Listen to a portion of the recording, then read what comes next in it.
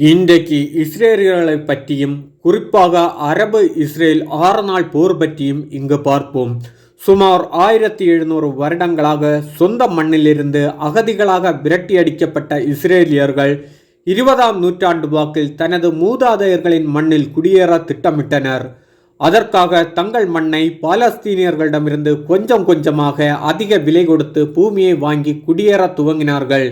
இதற்காக Britain, America போன்ற நாடுகள் குடியேறிய இஸ்ரேலிய பெரும் செல்வந்தர்கள் பணத்தை வாரி இறைத்தார்கள். அது மட்டுமல்லாமல் தமது மூதாதையர் சமாதானம் செய்தது போல் இல்லாமல் இம்முறை எதிரிகளால் துரத்தப்படாமல் இருக்க கள்ள சந்தைகளில் ஆயுதங்களை வாங்கி குவித்தும் இராணுவ பயிற்சியை மேற்கொண்டும் இருந்தார்கள். இதையெல்லாம் அரேபியர்கள் தெரிந்து கொண்ட போது இஸ்ரேலியர்கள் பெருமளவில் குடியேறி ஒரு சமூக சக்தியாக மாறிவிட்டார்கள். ஆனாலும் அரேபியர்கள் இஸ்ரேலுடன் போர் தொடுத்தார்கள். ஆனால் எப்போதும் போல் இஸ்ரேலியர்கள் நாட்டை விட்டு அகதிகளாக வெளியேறுவார்கள் என நினைத்த அரேபியர்களுக்கு 10 மாதங்கள் தொடர்ந்து போர் புரிய வேண்டிய சூழ்நிலை ஏற்பட்டது. முதல் போரின் முடிவில் 1948 மே 14 டேவிட் பென்குரியா முதல் பிரதான மந்திரி ஆனார். இப்படி யூதர்களுக்கான தங்களது மூதாதையர் சொந்த பூமியான இஸ்ரேல் தனி நாடாக ஆனது. ஆனால் மத்திய கிழக்கில் எதிரிகளால் சூழப்பட்ட ஒரு குட்டி நாடாக இருந்தது. இஸ்ரேலின் 3 எல்லைகளிலும் வடக்கு இஸ்ரேல் எல்லையான கோலான் மலைகளில் சிரியா அனுமதியுடன் சண்டையும், மற்றொரு எல்லையான எகிப்து எல்லை காசாவில் இருந்தும், ஜோர்டான் எல்லையில் வெஸ்ட் பேங்க் எல்லையிலும் தாக்குதலும் திருப்பி தாக்குதலுமாக போய்கொண்டிருந்தது. வெஸ்ட் பேங்க் இஸ்ரேல் எல்லையானது 14 கிலோமீட்டர் அகலமான நிலப்பரப்பு மட்டும் தான். இஸ்ரேலுக்கு இது பெரும் ஆபத்தான பகுதி. ஜோர்தான் தாக்குதல் நடத்தினால் இந்த பகுதியை இஸ்ரேல் 2ஆக பிரிக்க முடியும். அந்த அளவுக்கு மிகவும் குறுகலான பகுதி. அடுத்து ஜோர்தான் ஆறு. இஸ்ரேலுக்கு விவசாயத்திற்கும் குடிநீருக்கும் ஆதாரமான ஒரே நதி இது. இதனால் ஜோர்தான் ஆற்றின் குறுக்கே அணைகளை கட்டி திருப்பிவிட அரபு நாடுகள் 1964 முதல் திட்டங்களை தீட்டி அணைகளை கட்டினார்கள். இதனை அறிந்த இஸ்ரேலிய இரகசிய இராணுவம் அணைகளை உடைத்தெறிந்தது. அது மட்டுமல்லாமல் கோலான் குன்றுகளின் மீது சிரியா கட்டியிருந்த சின்ன அணைகளையும் நீர்த்தேக்கங்களையும் உடைத்து எறிந்தது. இதனால் சிறிய இராணுவம் கோலான் மலைகளிலிருந்து பீரங்கி தாக்குதல்கள் அடிக்கடி இஸ்ரேலுக்குள் நடத்தினார்கள். இது சிரியாவுக்கு பாதுகாப்பு அரணாக அமைந்த மலைத்தொடர். இதனைத் தொடர்ந்து எகிப்து அதிபர் அப்துல் நாசர் இஸ்ரேலின் மீது போர் செய்ய தனது நண்பர்களான Syria, Jordan, Lebanon, Iraq, Palestine என 6 நாடுகளை அழைத்து போர் திட்டத்தை தீட்டினார். படைவலத்தை பார்த்தால் எகிப்திடம் 900 போர் விமானங்கள், நீண்ட தூரம் பறந்து குண்டுமழை பொழியும் விமானங்கள், 2500 டாங்கிகள், 5,70,000 காலாள் படை என எகிப்து அரபு கூட்டணி படைகள் இருந்தன. இதைத் தொடர்ந்து 1957 சீனாய் வனாந்திரத்தில் இருந்த சர்வதேச அமைதி படையை வெளியேற்றினார் எகிப்து அதிபர் நாசர். எகிப்து இராணுவத்தை சீனாய் பகுதிகளில் நிலைநிறுத்தினார். இப்படி போர் முருகும் நிலையில் இஸ்ரேலின் இராணுவ தளபதியாக முகேஷ் தயான் என்ற வலிமையான இராணுவ தளபதியை நியமித்தது இஸ்ரேலிய பிரதமர். படையை பார்த்தால் இஸ்ரேலிடம் 212 விமானங்கள், 400 டாங்கிகள், சொற்பமான படைகள். அரபு தேசத்து அரசுகளும் இஸ்ரேல் என்ற தேசத்தை மண்ணிலிருந்து துடைத்து எறிய திட்டம் தீட்டிக் கொண்டிருந்த போது அந்த நாட்டு மக்களும் யுத்த வெறியர்களாக அரபு நாடுகளுக்கு ஆதரவாக ஊர்வலமும் பொதுக்கூட்டமும் நடத்தி யுத்தம் நடத்தி வெற்றி பெற ஊக்கப்படுத்தி கொண்டிருந்தது. இதனால் இஸ்ரேல் அரசும் மக்களும் பயந்து தற்பாதுகாப்பு பயிற்சியிலும் நாட்டை பாதுகாப்பும் கடுமையான போர் பயிற்சியிலும் போர் தந்திரங்களை மேம்படுத்தி கொண்டும் இருந்தனர். குறிப்பாக தங்களிடம் இருந்த விமானங்களை பழுது பார்த்து மேம்படுத்தினார். Egypt, Jordan, Syria, Iraq, Lebanon, Palestine நாடுகள் படைகள் இஸ்ரேல் 3 எல்லைகளிலும் எப்போது வேண்டுமானாலும் உள்ளே புகுந்து தாக்குதல் நடத்தி இஸ்ரேலை துடைத்தெறிய காத்திருந்தது. ஒரு பக்கம் 212 விமானங்கள், 400 டாங்கிகள், இன்னொரு பக்கம் 960 போர் விமானங்கள், 2600க்கும் அதிகமான டாங்கிகள், சுமார் 5,70,000 காலாள் படைகள். எதிரி நாட்டு அரசும் மக்களும் யுத்த வெற்றி களிப்பில் ஆர்ப்பரித்து ஆரவாரத்துடன் வெற்றியை கொண்டாட காத்திருந்தார்கள். வெளிநாட்டு பத்திரிகைகள் இஸ்ரேல் அழிந்ததாக தலைப்பு செய்திகளை அச்சிட்டு காத்திருந்தது. ஆனால் 1967 ஜூன் 5 காலை 7:10 இஸ்ரேல் விமானங்கள் தற்பாதுகாப்புக்காக முன்னேறி தாக்குதலை கையில் எடுத்தது. இது 3 அடுக்கு தாக்குதல் தந்திரத்தை செயல்படுத்தியது. காலை 7:10 என்பது எகிப்திய விமானப்படை காவலை உணவு சாப்பிடும் சமயம். இதனால் தான் அந்த சமயத்தை தேர்ந்தெடுத்தது இஸ்ரேல் விமானப்படை. காலை 7:10 கிளம்பிய 16 இஸ்ரேலிய விமானங்கள் எகிப்துக்கு நேரடியாக போகாமல் ஜோர்டான் கடல் வழியாக போனது. அவர்கள் இதை வழக்கமான நடைமுறை பயிற்சி என நினைத்தார்கள்.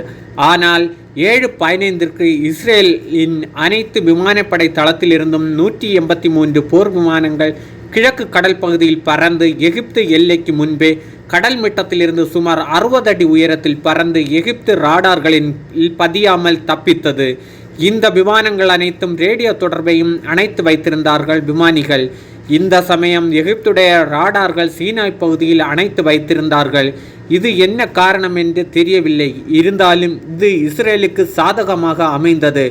எகிப்தை அடைந்த இஸ்ரேலிய போர் விமானங்கள் சிறு குழுக்களாக பிரிந்து தங்களுக்கு ஒதுக்கப்பட்ட இலக்குகளை கச்சிதமாக அசுர வேகத்தில் தாக்கி அழிக்கத் தொடங்கின. எகிப்து ராடார்களை முழுவதுமாக அழித்தொழித்தனர். ராடார்களை அழித்த சுமார் 30 விமானங்கள் திரும்பி வந்து எரிபொருள் மற்றும் ஏவுகணை குண்டுகள் என அனைத்தும் நிரப்பி பழுதான சில பாகங்களை மாற்றி சுமார் 6:30 நிமிடங்களில் வானில் பறந்து உயர்ந்தது. மற்ற விமானங்கள் அப்போது எகிப்து விமானத்தள ஓடுபாதைகளில் நிறுத்தி வைக்கப்பட்டிருந்த போர் விமானங்கள், குண்டுவீச்சு விமானங்கள் என 18 விமானப்படை தளங்களையும் அதில் நிறுத்தி வைக்கப்பட்ட விமானங்களையும் இஸ்ரேலிய விமானப்படை விமானங்கள் அதிரடியாக குண்டு வீசி உடைத்து எறிந்தது. மீதமிருந்த எகிப்திய விமானங்களால் மேலெழும்ப முடியாதபடி ஓடுபாதைகளும் சிதைக்கப்பட்டிருந்தன. எகிப்தியர்கள் என்ன நடக்கிறது என்று யோசிப்பதற்குள் எரிபொருள் மற்றும் குண்டுகள் நிரப்பப்பட்ட மற்ற விமானங்கள் தாக்குதல் தொடங்கின. இப்போது விமானங்களுக்கு எரிபொருளும் நிரப்பும் வண்டிகள் மற்றும் எரிபொருள் கிடங்குகள், விமான கட்டுப்பாட்டு அறைகள் என அனைத்தையும் தாக்கி அழித்தார்கள். எரிவாயு கிடங்கு தீப்பிடித்து எரிந்ததால் எகிப்தின் தலைநகரான கெய்ரோவில் இருந்து சுமார் 2 கிலோமீட்டர் நீளத்திற்கு புகை மண்டலங்களாக இருந்தன. இப்படி சுமார் 4 மணி நேரத்திற்குள் யுத்தத்தின் போக்கை மாற்றியது இஸ்ரேலின் விமானப்படை. 18 விமானப்படை தளங்கள், 450 போர் விமானங்கள், 600க்கும் மேற்பட்ட விமானிகள் என இஸ்ரேலிய படை துவம்சம் செய்தனர். இந்த தாக்குதலை அறிந்த சிரியா, ஜோர்டான், ஈராக் விமானங்கள் இஸ்ரேலின் டெல் அபீவ் மற்றும் பிற பகுதிகளில் தாக்கின. இதனையடுத்து இஸ்ரேலின் விமானங்கள் 2 பிரிவுகளை சிரியா, ஈராக், ஜோர்டான் பகுதி அனுப்பி வைக்கப்பட்டது. சிரியாவின் அனைத்து விமான ஓடுபாதைகள் மற்றும் அவர்களுடைய 55 விமானங்களையும் சுட்டு எரித்தார்கள். தொடர்ந்து ஜோர்டான் எல்லை கடந்த இஸ்ரேலிய போர் விமானங்கள் ஜோர்டான் விமானங்களை தரையிலும் வானிலும் வைத்து அழித்து ஒழித்தனர் முற்றிலும். தொடர்ந்து ஈராக்கின் கிழக்கு பகுதியில் X3 விமான தளத்தில் நிறுத்தி வைக்கப்பட்டிருந்த 10 Tu-16 போர் விமானங்களை குண்டுவீசி தகர்த்தனர். 1967 ஜூன் 5 சூரியன் அணையும் முன் இஸ்ரேல் கிழக்கு சீனாய் பகுதி மற்றும் சிரியா, ஜோர்டான், எகிப்து போன்ற நாடுகளின் பல பகுதிகளில் தனது ஆதிக்கத்தை விரிவுபடுத்தி இருந்தனர் இஸ்ரேலிய விமானப்படை. அதேவேளையில் இஸ்ரேல் எகிப்து எல்லையான சீனாய் பாலைவனத்தில் இஸ்ரேல் படையணிக்கு முன்னால் மலை போல் திரண்டு நின்ற அரபு கூட்டணி படையிடம் இருந்து தமது தேசத்தை காக்க தயார் நிலையில் இருந்தனர். ஆனால் இது அரபு கூட்டணியின் படை இஸ்ரேலை விட 3 மடங்கு பெரிய படையணி. 1,40,000 காலாட்படை, 1,200 டாங்கிகள், 1,600 கவச வாகனங்கள், 1,100 ஆட்லர் என மிக பிரமாண்டமான படையணியாக இருந்தது. இவர்களை எதிர்த்து இஸ்ரேலின் 3 டிவிஷன் படையணிகள் மட்டும். இங்கும் விமானப்படை தாக்குதல் போல் தற்காப்பு தாக்குதல், அதாவது எதிரியை முந்திக் கொண்டு தாக்குதல் நடத்தினார்கள். இஸ்ரேல் படை டாங்கிகள், கையறு குண்டுகள் என அசுர வேகத்தில் அரபு படைகளின் முன்னரங்க நிலைகளை உடைத்து கொண்டு உள்ளே புகுந்து தாக்குதல் நடத்தினார். அரபு படையினர் என்ன நடக்கிறது என யோசிக்கும் முன் அரபு படைகளை சிதறடித்தார்கள். சீனாய் பாலைவனத்தையும் காசா பகுதியிலும் அசுரவேக தாக்குதல் நடத்தி முன்னேறி கொண்டிருந்தனர் இஸ்ரேல் படைகள். 6ஆம் தேதி முடியும் முன் சீனாய் பாலைவனத்தில் காசா பகுதியும் இஸ்ரேல் கட்டுப்பாட்டுக்கு வந்தது. அடுத்த நாள் அரபு படைகளுக்கு ஆயுதம் வருவதில் சிக்கல், விமான உதவி இல்லை, கட்டளைகள் வந்து சேருவதில் தாமதம். இது எல்லாவற்றிற்கு மேலாக இஸ்ரேலிய படைகள் முன்னால் இருந்தா அல்லது பின்னால் இருந்தா இல்லது பக்கவாட்டில் இருந்து தாக்குகிறார்களா என்பதை கணிக்கக்கூட முடியாதபடி அதிபயங்கர தாக்குதலாக இருந்தது. இதனால் தாக்குதலை தாக்குப்பிடிக்க முடியாமல் பின்வாங்கி ஓடிய அரபு படைகளை இஸ்ரேலிய விமானப்படை விமானங்கள் தாக்கி அழித்தனர். 1200 டாங்கிகள் 1,40,000 அரபு படையினர் சீனாய் வனாந்தரத்தில் தாக்குதலில் சிக்கி சிதறி பிணங்களாக கிடந்தது முழு உலகையும் அதிர்ச்சிக்குள்ளாக்கியது. அடுத்து ஜெருசலேம் ஜோர்டான் கட்டுப்பாட்டில் இருந்தது. இஸ்லாமியர்கள், யூதர்கள், கிறிஸ்தவர்கள் என்ற 3 மதத்தினரின் புனித பூமியாக இருந்தது இது. புதன்கிழமை மெதுவாக எருசலேமை சுற்றி வளைத்து பீரங்கிகளின் முகப்பில் விளக்குகளை எரியவிட்டு எதிரி இலக்குகளை ஒளி வெள்ளத்தில் நனைத்து அதிரடி தாக்குதல் நடத்தினார். இதில் ஜோர்டான் கட்டுப்பாட்டில் இருந்த ஜெருசலேமை மீட்டினார். ஜோர்டான் படையினரை கைது செய்தார். அப்போது பல ஜோர்டான் படையினர் சீருடை இல்லாமல் இருந்தனர். சீருடை அணிவதற்கு கூட சமயம் கொடுக்காமல் மின்னல் வேகத்தில் அதிரடி தாக்குதல் நடத்தியது இஸ்ரேலிய படை. தொடர்ந்து சீனாய் பாலைவனத்தில் போரில் இருந்த விமானங்களும் ஜெருசலேம் பகுதிக்கு உதவிக்கு வர ஜெருசலேம் அதை சுற்றியுள்ள பகுதிகளையும் தனது கட்டுப்பாட்டுக்குள் கொண்டு வந்தனர். அடுத்து தற்போது வெஸ்ட் பேங்க் என சொல்லப்படும் மேற்கு பகுதியை நோக்கி இஸ்ரேலிய பீரங்கிகள் நகர்ந்தது. அங்கு இஸ்ரேல் படைக்கும் ஜோர்டான் படைக்கும் மிக கடுமையான சண்டை நடந்தது. இஸ்ரேல் படைக்கும் பெரும் இழப்பு ஏற்பட்டது. இருந்தாலும் மேற்கு கரை முழுவதும் தனது கட்டுப்பாட்டில் கொண்டு வந்தனர். அந்த சண்டைக்கு தலைமை வகித்த ஜோர்டான் மன்னர் அழும் குரலில் ஊடகங்களின் முன் ஜோர்டான் தோல்வியை ஒப்புக்கொண்டார். இந்த காட்சி அரபு உலகில் பெரிய தாக்கத்தை ஏற்படுத்தியது. வேதாகம காலத்து பழமையான நகரங்களான பெத்லெகேம், ஜெரிக்கோ, ஜெருசலேம் இன்னும் சில பகுதிகள் இஸ்ரேலின் கட்டுப்பாட்டில் வந்தன. அடுத்து சிரியா எல்லையில் அமைந்த கோலான் குன்றுகள். இது சுமார் கடல் மட்டத்திலிருந்து 1200 அடி உயரமாக இருந்தது. இது இஸ்ரேலுக்கு பெரும் அச்சுறுத்தலாக, நிரந்தர ஆபத்தாக இருந்தது. இந்த கோலான் குன்றுகளில் உச்சியில் சிரியாவின் பாதுகாப்பு அரண்கள் அமைத்து தொடர் பீரங்கி அமைப்புகள் மற்றும் டாங்கிகள் வரை மலை உச்சியில் வைத்து இஸ்ரேலை தனது பீரங்கி தாக்குதல் எல்லைக்குள் வைத்திருந்தது சிரியா. இதனை எப்படியாவது கைப்பற்றி தனது கட்டுப்பாட்டில் வைத்தால் சுதந்திர இஸ்ரேல் பாதுகாப்பாக இருக்கும் என இஸ்ரேலிய படைகள் நம்பினார். எனவே எப்படியாவது கோலான் குன்றுகளையும் கைப்பற்ற நினைத்து பகலில் புல்டோசர் இயந்திரங்கள் மூலம் மலையில் பாதைகளை அமைத்து மெதுவாக நகர்ந்தது இஸ்ரேலிய படைகள். இஸ்ரேல் படையினின் அனைத்து முயற்சிகளும் கோலான் மலைக்குன்றுகளை கைப்பற்றுவதில் மும்முரமாக இருந்தது. சிரியாவின் கடுமையான தாக்குதலை சமாளித்து விமானப்படை விமானம் மலை உச்சியில் தாக்குதல் நடத்த மலைக்கு கீழே சாலைகளை அமைத்து பீரங்கிகளும் காலால் படைகளும் சீரான வேகத்தில் முன்னேறி கொண்டிருந்தார்கள். இஸ்ரேலிய படை தொடர்ந்து நடந்த போரில் சிரியா படை கோலான் குன்றுகளை கைவிட்டுவிட்டு பின்வாங்கின. சுமார் 27 மணி நேர இடைவிடாத போரில் கோலான் குன்றும் அதன் பக்கத்து நகரங்களும் கைப்பற்றியது இஸ்ரேலிய படை.